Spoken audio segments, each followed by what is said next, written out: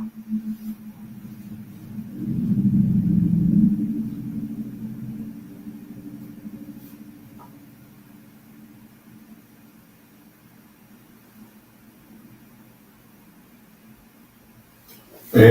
good evening and welcome to Impact 2025. And I'm glad to have you come and share with us. This is a time where we can share in looking at the issues and topics of the day. As many of you can tell already, I am not Nathaniel Watkins, but he will be here shortly. But we wanted to get the show started on time. Now, Impact 2025, as I said, is an opportunity for us to discuss the issues and topics of the day. And we invite you to share, and not only share with us, but also that if you would like to add your, as they say, 2 cents, you have a question or you want to make a comment, you can type it in the question or comment section. And we will be more than happy to try to answer your question. We definitely will read your comment and let's have a discussion around this. All right. This ministry or this program is brought to you by Imani Christian Ministries, and we are located at 501 West 9 Mile Road in Holland Springs, Virginia. We invite you to come and share with us every Sunday at 10 o'clock. We invite you to come and share with us and come in person, 501 West 9 Mile Road on Tuesdays from 7 to 7:45, which is today. We had a time of prayer. We invite you to be in prayer with us wherever you are. Just be in prayer with us as we pray. And if you do have a prayer concern, you can give us a call at 804-486-9200, and we will be happy to share your prayer concern. And be in prayer with you and for you. And as you know, every Tuesday at 8 o'clock, we have Impact. On Thursdays, at 7 o'clock, we have Thursday Thirst, which is our Bible study ministry. And we invite you to come and share in that.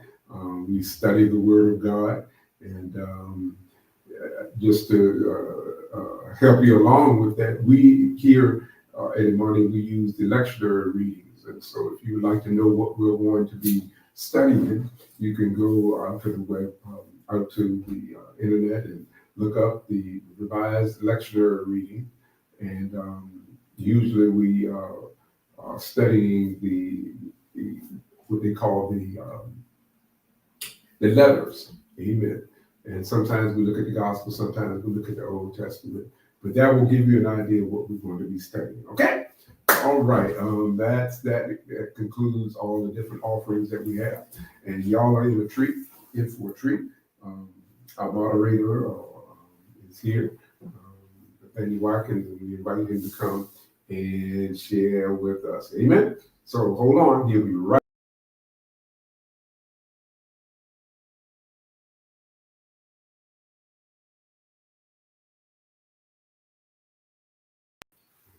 And thank you. This is Impact 2025, our continuing conversation. I just want to remind everybody that you can type questions and your comments into the comment section. This is a conversation, it's an ongoing conversation. So please feel free to type your questions and your comments in, and then we can respond accordingly. Bring them on the screen, now respond to your question or respond to your comment. This can be a part of the conversation. All right. Sorry for my tardiness. Let's jump right into it. Going forward, probably for the rest of our lives, there will be just a lot going on. That's just the way that this world moves now, extremely fast. A lot of tragic things have been going on. A lot of extremely tragic things have been going on. But a lot of other things have been going on in our political system and our political scene. And so that's what we're going to kind of talk about today. We're not going to talk about anything politics particularly, but we're going to talk about a little bit kind of what's going on. As we know, currently we have a President, Donald Trump, who a lot of people find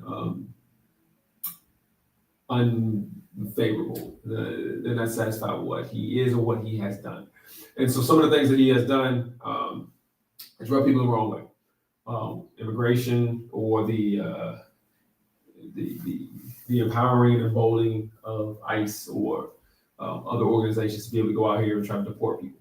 They're deporting people. They're having raids in different businesses, grabbing up folk. They are now sending people to Guantanamo Bay, illegal immigrants to Guantanamo Bay.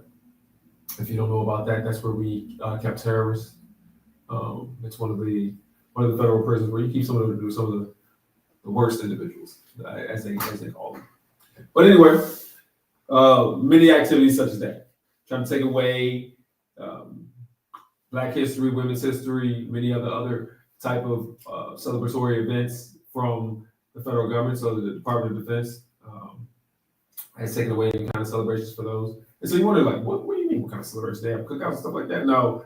So when you see a lot of the celebrations where you have the armor guard, where you have the American flag, where you have people marching, some of those, when you have those type of celebratory events, so you're showing a little bit of honor with the United States showing honor towards these events.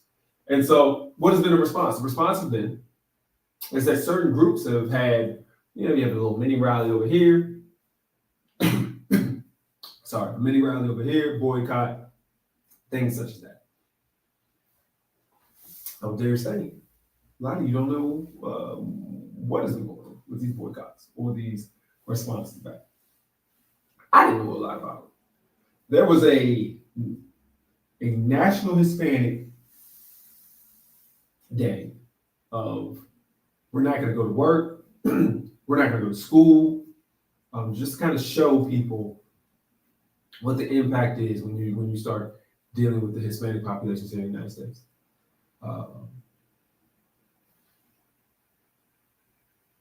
Did y'all know that was going on? Most people didn't.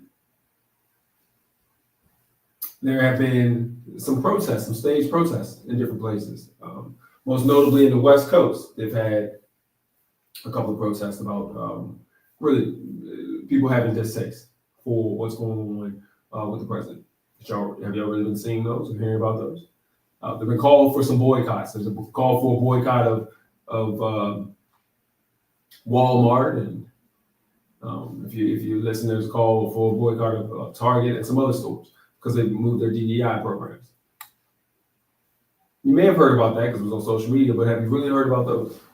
And so the question or the comment of a topic is there's a lot of little random things going on. A lot of people are making their own private fight backs or their own private, this is my moment or this is my response. Is that effective? Does it do anything? Is there, other than your personal, my personal pride, is there any kind of effectiveness to having a one-off or a small show of force back? There's a lot of protests, and even if you haven't noticed, and it's hard to notice now because of the new climate, the newer climate of some of our social media platforms kind of being selective with some of the information that's going out here. Across the world, there's been protests in a lot of other countries. But again, it's hard to see. But when you have these random movements, these random responses, no real kind of organization and leadership between responses, is it effective? Does it make a difference? Does it make enough of a statement that people are even noticing? Because again, how many of you actually knew that there was a Hispanic boycott where people weren't going to work or where people weren't going to school? A lot of us didn't know. And so then if we don't even know that it's happened, is there any effect? If there is no news coverage of it and no conversation about it, then is there any effect? Yes. You can say, well, we're talking about it, yeah. But we're talking about it in the sense of it's not a major story. You don't hear people talking about it. You don't hear what's going on. You're not really seeing the boycotts and the protests. There are out there, but there's no organization to it. And so what I would say is there an effect? Do we need to get to a point where if you're going to protest, and this is my belief, and I'm gonna go ahead and just go to where I am. If you're going to protest, if you're going to do some things, that's great. That is absolutely great. And at no point should you stop. If you decide you want to just be a one-person protest right now, go ahead. But I do think that as people, we need to get organized. We need to get together. And you can't do that when when you won't join anything or when you won't be a part of anything. And so, it's funny. It's like, what are you doing? Like, who are you with? What organization are you with? Are you just making decisions on your own? Is the internet and your friends and social media just guiding you on whatever positions that you're taking, or are you going to be with somebody or join somebody so that you can have a little bit of force and power in it? There's plenty of cliche terms that they talk about all the time. It's just the hand where you got a bunch of 5 different fingers, but when you put them together, you got one fist and you can really take a punch back and you have to be together. Whatever the term is, or whatever the cliche is that you use, we're stronger when we're together. And so these different events or different pushbacks and protests, do they have an effect? Now, this isn't a judgment on whether you believe it or not, or whether you think that the protests are effective or not, or you think that you should be protesting or not. But when you have people out here who feel like the government is against them, or organizations are against them, or different people are against them, and you're not in a group, are you making a difference? Now, you've had the effect of one-person protest. At the end of the day, if you have a person who comes out here and they decide, and I'm not advocating for this, but they decide to harm themselves in a public venue, usually those protests get attention. When you have people who do things such as make sure that they get coverage, or make sure they get coverage by chaining themselves to a tree because they don't want the tree to get cut down, you're going to get some attention. But I think more so is, who are you with and who can speak on the behalf, who can organize it, and who can make a difference. It is hard to make a difference when you're rolling by yourself. And for so long, I think we've encouraged and discouraged people from getting into groups. We've encouraged people to go by themselves, and we've discouraged people from getting into groups. When you think about some of the major organizations that we have in our country, or even minor organizations that you have in our country, you think about these organizations, and people aren't joining them. Young people aren't joining them. Think about some of our legacy organizations. From an African American standpoint, from a Black standpoint, we're looking at National Urban League. When you're looking at NAACP, when you're looking at just you can go down the list. There's so many organizations. UNC, UNCW, so many organizations that we can name. Where are the young people that are joining these organizations? Always complaints about what they're not doing or how they're not doing it, but we don't have anybody getting together in these organizations. And they will always say, well, there's no leadership in the community, in the Black community. Well, you got to be a part of something. We have plenty of leaders who can't get elevated because we don't have organizations. And so, if we're going to have a response, for example, they're knocking down not only Black history, but a lot of these other history books and other call outs to different things. There is, I believe, there is an intentional use of the term DEI as a replacement for, calling people in. You remember they used to call people affirmative action hires, or you're just a token. That's why you're here. You're not here because you qualified, and they're starting to use those terms again, but they're using DEI as a new term. So any Black person who has any kind of accomplishment, you're just a DEI hire. The only reason you're here is because of DEI. You're not here on any kind of merit. You're not here because you have any kind of qualifications. You're not here because you have any skill. You don't deserve it. You're just here because we let you be here because you're a DEI hire. We put you here. And that's the terms they're using. And so what would be the response? How do we get back at that? Well, you can't do that by yourself, I believe. A one-man protest, a one-woman protest is not really that big of a protest. Now, it's also, don't be misguided. Because then I think we will protest about the wrong thing. Or we will be ineffective because we're doing the wrong thing. There's been many times when people have protested over issues, and they were just wrong because they didn't do the research. They didn't do the work. And be truthful, most of us don't have the time to do the research or the work. We can do a little bit, but if you got a full-time job, you got kids, you know, you got other little responsibilities that you have, organizations, priorities. You know, it's hard to do the research and know and being 100% on sure on top. But yet you have organizations who that's what they do. You have people who that's what they do. And so when you're a part of a group and when you're part of an organization, not only can you rely on them to bring you information, you can rely on them to stay current on the research and engage in communication with groups so that you can be sure that you're on the right side of an issue or as right as you possibly can be. I think we have to get together.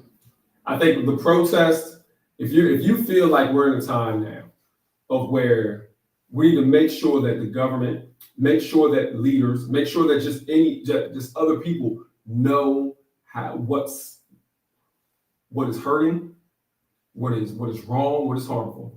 If you feel so inclined that I need to let leadership know, I need to let people know that these things are wrong, and I'm so inclined to do it that I need to do it through a protest, I need to do it through a boycott, well, then I think that you need to be aligned with some others who may have similar thoughts, who can bring more effectiveness and more attention to the cause. The best thing I think that ever happened to the people who really want to do harm and really want to do bad things is that we all got fractured and broken apart. COVID was one of the best things. Oh, people are all separated now. Nobody's being a part of anything now. Everybody's looking, oh, you can Zoom and do this. And then the next thing you know it is, you're not doing it. Oh, you're not going and being a part of a church anymore. You're Zooming. And then you go from Zooming to, oh, man, you know what? I'm just not going to go.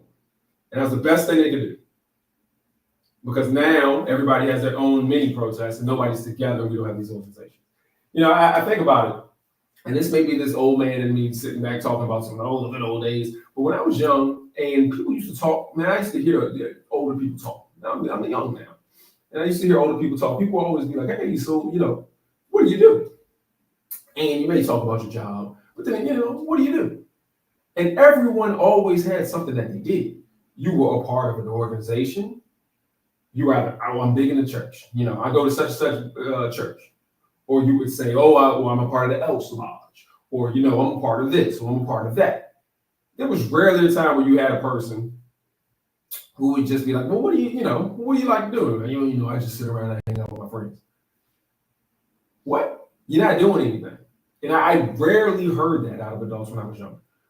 Now you did. And those were sometimes the people that you look at like, oh yeah, they're not about nothing. But it seemed like, you know, and again, this could be the old man. When I was younger, everybody was a part of something. You had something more than I wake up, go to work, come home, hang out with my family. Even if all you did was hang out with your family, it wasn't like I just hung out with my family. I am the leader of the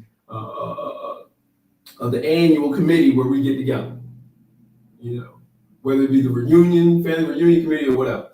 Everybody was a member of their, you know, where everybody was talking about how they went to their high school reunions and it was so important. And they would get together every year. Or they had all just whatever it was. And time after time, I hear different people talk about the same situation of what we said we used to get together. We used to get together as people a whole lot. Now we don't. Well, you got to be a part of something. I love the get-togethers, but you got to be a part of something. You have to be able to commit to something, commit to an organization that is going to have your interests, your family's interests, and the culture's interests at heart. Let's be specific because I feel like I may be missing the mark on one thing. That I'm talking about Black people. I'm talking about people of color. I'm talking about just people of color being able to get together and do things. And other folk as well. But if you're not a part of a church, you're not a part of an organization, how do you know what to do when it comes time to get involved? You're just waiting for somebody else to say something online? Are you even following behind organizations? Or are you doing your own thing?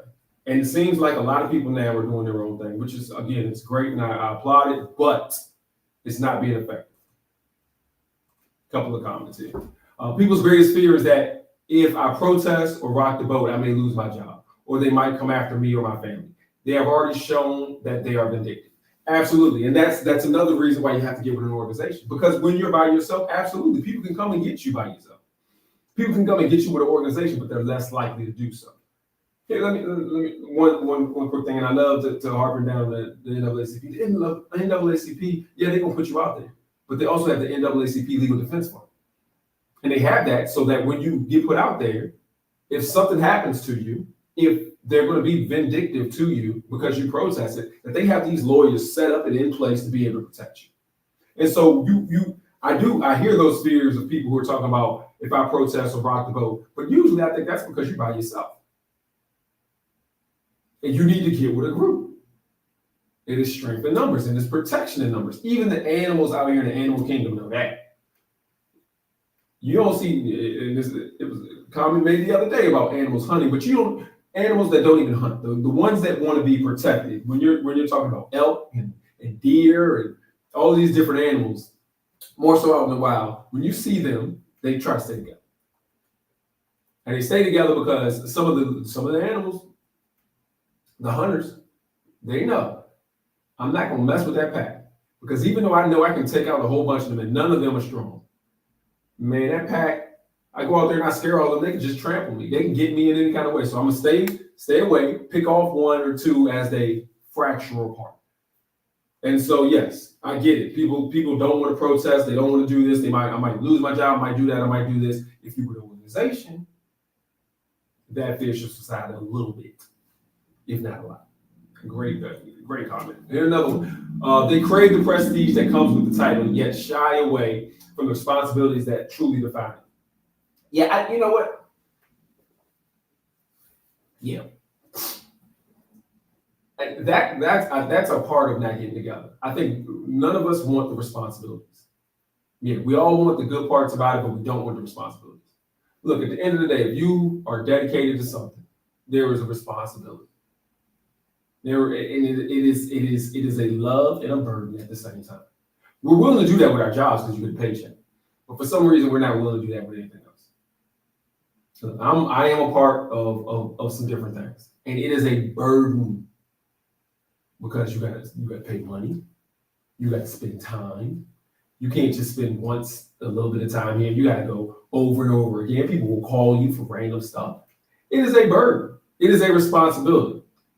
But if you want the benefits from it, or if you want the title and the prestige, you got to be able to put in the work and the responsibility for it. We need to get organized. There should not be a person who sits back and says, you know what, I am about the cause. I am for our people. I am for what's right. And you're not a part of anything. If you're not a part of a church and that church is not active in the community, then you're not doing anything. If you're not a part of an organization, then you're not doing anything. If you're not, even if you're not with your family and your family's all doing it, then you're not doing anything. If you're not with some folk, then you're really not doing anything. Even if we sit back here, we look at the Bible, at the end of the day, you had to get together. You had to be in a group. It wasn't single people just walking around like, I'm gonna do this, I'm gonna do that. The disciples were together. We need to get together. We need to be a part of a group. Let's stop being free agents in life. You know, I'll get with the group a little bit, but I won't commit. Another comment. What are you doing that makes an impact in your family and your community? Commitment to go to Rosie's, Vegas, the show, etc. does nothing for the community. Absolutely, absolutely. It's we don't want to commit to an organization, and that's we always want to. It's just like it is the exact same to me. It's the exact same thing as the person who sits back and says, you say, "Oh, well, what church are you part of?" "Oh, well, I'm spiritual. I read the Bible on my own, and I have my own relationship with God, and this and that and this and that." And that may be true, but why can't you commit to be a part of something? If it's truly true, like if it's truly what you do, then there shouldn't be any, I don't think it should be any hesitation to have a commitment to it. You know? We all know how it is in relationships. If you truly are with this person, then you should be able to commit to the person and say, all right, it's just me and you. I commit to you. You're not going to hide and be like, well, we kind of together. I kind of dating this person. I'm kind of married. You got to be committed. You either in or you out. And that commitment is, I can't just leave. Once you're committed, you don't just leave when things make you mad or you get upset. You can't just, take some time like, I'm gonna just take a break. A commitment is a commitment. Whether it's good, whether it's bad, whether you like it, whether you don't, a commitment is a commitment. And I think we all need to get committed to an organization. Now, my bias is we all need to be committed to the church. Everybody needs to be a part of the church and a part of the ministry. And if your church is not active in the community when it comes to social change, then you also need to be a part of another organization, National Urban League. I've said it in NAACP over and over again, and there's many others. You need to be a part of something. But I think that you have to have a commitment. And the commitment can't be to the couch. The commitment can't be to sports. The commitment can't be to your kids playing sports. The commitment needs to be to the future and the country when the culture. And let me do culture, then the country. When I say culture, man, you have to have a commitment to other Black people. And if you don't have that, and if you're not a part of an organization, then you're really not doing it. Oh, another good comment. An age-old adage resonates now more than ever. United we stand, divided we fall. This powerful truth reminds us of the strength of solidarity and collaboration when facing challenges. That's it, absolutely. Divided we fall. And divided is not even that we're divided and we're coming fighting against each other. We're just not together and we're not united. Sometimes we all think, oh yeah, well, we all gonna be a bunch of independent people and that's good enough. Like, no, man, we have to be united. And that's great. I think that does hit more than ever. We have to be united in order to just make a response, in order to just be heard. Not even that we have to do anything major, but just to be heard, we have to be united because people are not listening to one or two people. Oh well, those couple of people over there, they talking about something. No, we have to be united. Christ actually did not call us to have a personal relationship with him. He called apostles and disciples. Yes, and I think we need to get away from that. We are, as society, we've moved to a place because of computers and technology and everything like that, where, we're just singular. And even when we're united, we are apart. And what does that mean? Even when we're united, we're apart because we only unite over technology. We don't even unite in person. And so we're at that time. But I'll say this quick thing. And I think I've said it before, but I'll say it again. My son plays video games. And, y'all know the games. There's Nintendo, and there's Xbox, and there's PlayStation, and then computer games, of course. Well, Xbox and PlayStation have decided that their platforms are going to be more so everybody plays together over the internet. You play Roblox, you play Fortnite, whatever the game is. But you get one single controller, and you have one control system, and you play by yourself, and you play with friends over the internet. So if your friends physically came to your house, PlayStation and Xbox hasn't really made games that you can just all sit there in the living room or in the game room or whatever room or in your bedroom and play games together. That's not a thing anymore. The only one doing that is Nintendo. Nintendo has decided, all right, if you have 4 friends, you have 4 controllers, you can all play on the same game in the same room at the same time. That's where we are in life. Everybody thinks that they're in the same game. But only some of us, the Nintendo folk, are actually getting together. But the other folk, the Xbox and the PlayStation folk, you playing with other people, but virtually. But nobody's there with you. Nobody's in the house with you. Y'all are not together. And that is what is happening to us as people. We are being taught and encouraged to be separate. and we think we together. Because we got our PlayStation and we talking to people over our headset, but we talking to somebody in a whole nother country. And at the end of the day, if somebody ran up in your house and was getting ready to rob you, and you on your headset, and you're like, "Hey man, can you help me out?" All they can do is do the same thing you can do is call 911 because you're not together.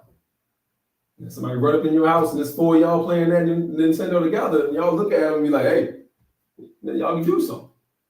And I think that's where we are. We've been encouraged not to get together, and that's because it keeps us separated. Like the comment said, united we stand, divided we fall, and we are being divided. So as we go forward, and to kind of wrap it up, the people who are doing the protests, I love it. People who, if you're discussing about something that's going on, whether I agree with you or not, and you want to raise your voice and you want to fight back through protests, through boycotts, whatever, I love it. But don't do it by yourself. And this is not the time to just be sitting there stewing by yourself. This is the time to get connected with some folks, have some conversations, understand what's going on. And if you want to fight back, if you want to push back on some of the I'll say straight up evil things that are coming out of our leadership in this country, not just Washington, but leadership overall, or through our leadership in this country, then you got to fight back with others. All right. That's it. We're at that time. Matter of fact, we passed our time. I appreciate all the great comments that came in. It's really good. As a reminder, Thursdays, Bible study, 7 o'clock here, Eastern Standard Time, Facebook, YouTube. Sunday, worship service, 10 o'clock, Eastern Standard Time, Facebook, YouTube. Tuesday, today, 7 o'clock, we have prayer. And then, of course, now we have Impact 2025 at 8 o'clock. Thank you for everybody for joining us in the comments. Have a good one. We'll be here right next week. All right.